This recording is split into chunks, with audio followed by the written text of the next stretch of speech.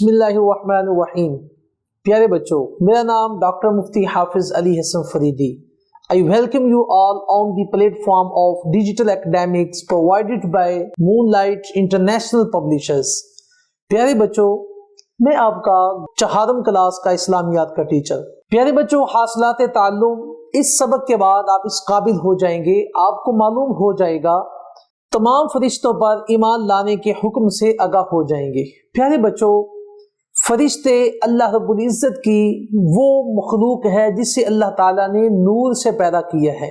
جیسا کہ انسانوں کو مٹی سے پیدا کیا، جنوں کو آگ سے پیدا کیا، اور فرشتوں کو اللہ تعالیٰ نے نور سے پیدا کیا ہے۔ تمام فرشتوں پر ایمان لانا اسلام کی تعلیمات میں سے ایک اہم تعلیم ہے۔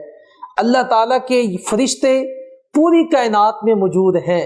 یہ نہ تو کھاتے ہیں، نہ پیتے ہیں، نہ ہی یہ تھوک پھینکتے ہیں۔ پیارے بچوں، کیا آپ کو معلوم ہے فرشتے کیا کہتے ہیں؟ پیارے بچوں، فرشتے وہی کہتے ہیں جس کا اللہ تعالیٰ انہیں حکم دیتا ہے۔ چنانچہ اللہ تعالیٰ نے قرآن مجید میں ارشاد فرمایا، وَمَنْ عِنْدَهُ لَا يَسْتَكْبِرُونَ عَنْ عِبَادَتِهِ وَلَا يَسْتَحْسِرُونَ۔ اللہ تعالیٰ قرآن مجید میں ارشاد فرماتا ہے، جو اللہ کے پاس فرشتے ہیں وہ اللہ کی عبادت سے تکبر نہیں کرتے اور نہ ہی وہ تھکتے ہیں۔ سورۃ الانبیاء آیت نمبر 19۔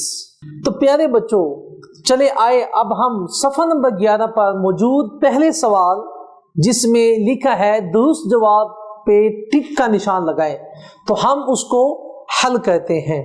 سوال نمبر 1، فرشتوں کو اللہ تعالیٰ نے بنایا ہے۔ پیارے بچوں، اس کا جواب ہے نور سے۔